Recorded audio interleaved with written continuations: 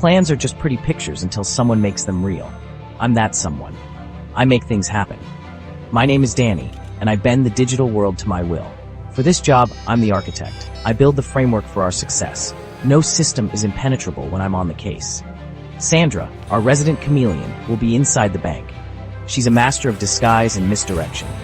Then there are Jessica and Alex, the charming duo. They can talk their way through any door. They'll be our keys to the inner sanctum. And finally, there's Paula. She's our muscle, our last resort. If things go south, she'll be our shield. We were a team bound by a shared ambition and a healthy dose of fear. We knew the stakes were high. Swiss banks are notoriously secure. But the reward was a siren song we couldn't ignore. Millions upon millions, just waiting to be liberated. This operation had been months in the making, every detail meticulously planned. We had studied the bank's blueprints, analyzed security protocols, and rehearsed every possible scenario. We were ready, or as ready as we could be when the margin for error was razor thin. One wrong move and the whole thing collapses. Disguised as a cleaning lady, I entered the bank before dawn. My movements were unhurried, methodical. I placed a small device under a desk on the executive floor. It emitted a low hum, jamming frequencies used by security cameras. Later that morning, Alex and I, posing as wealthy investors, arrived at the bank. We moved with an air of confidence money always brings. We charmed our way past the first line of defense. We chatted about portfolios and returns, our eyes cold and calculating behind our smiles. Meanwhile, I was dressed in plain clothes, blending into the bustling street outside. I scanned the crowd, my senses on high alert. I was our eyes and ears on the ground. I carried myself with a stillness that belied the potential for violence that simmered beneath the surface. Inside, Alex and I were being escorted to a private room. This was a crucial moment. The guard's keycard would grant us access to the restricted areas. As he swiped, Alex subtly bumped into him, apologizing profusely. In that split second, I palmed the keycard. It was a move practiced to perfection. With the keycard in hand, the real operation began. While Danny remotely disabled surveillance, Alex and Jessica made their way to the vault level. The heavy steel door gleamed under the fluorescent lights. This was it, the heart of the beast. Using the stolen keycard and a code Danny had cracked days ago, we opened the vault. Rows upon rows of safe deposit boxes lined the walls. We quickly got to work, our movements swift and precise.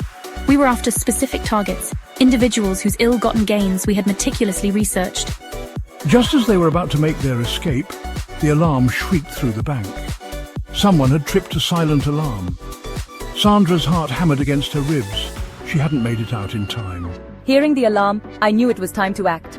I pulled a scarf over my face, my eyes hardening. I drew my weapon, a sleek black pistol, and charged into the bank. Chaos erupted. Screams filled the air as I exchanged fire with security guards, creating a diversion. The plan was unraveling. Alex and Jessica, their bags laden with cash and valuables, made a desperate dash for the back exit. They slipped through a maze of corridors, adrenaline propelling them forward. Sandra wasn't so lucky. Trapped on the executive floor, she was apprehended by security. Her carefully constructed facade crumbled. She knew her silence was their only hope. Outside, Paula fought her way through the growing crowd, her guns spitting fire. She moved with a brutal grace, each shot precise and deadly. But she was outnumbered, outgunned. She knew she couldn't win. She had to disappear. Danny, watching the security feeds from a hidden location, saw the chaos unfold. His fingers flew across the keyboard, erasing their digital trail. He wiped the servers clean, ensuring their identities remained a mystery. He was a ghost, a phantom in the machine. As sirens wailed in the distance, Danny shut down his laptop and melted into the shadows. He had one last message to send. A coded message only Alex and Jessica would understand. Run. Alex and Jessica, breathless and bruised, met at their prearranged safe house. They had made it. Barely. But their victory felt hollow. They were missing two of their own. Paula's fate remained unknown. Had she escaped? Or had she been captured? Her silence bought with a bullet. They pushed the thought away, the image too painful to bear.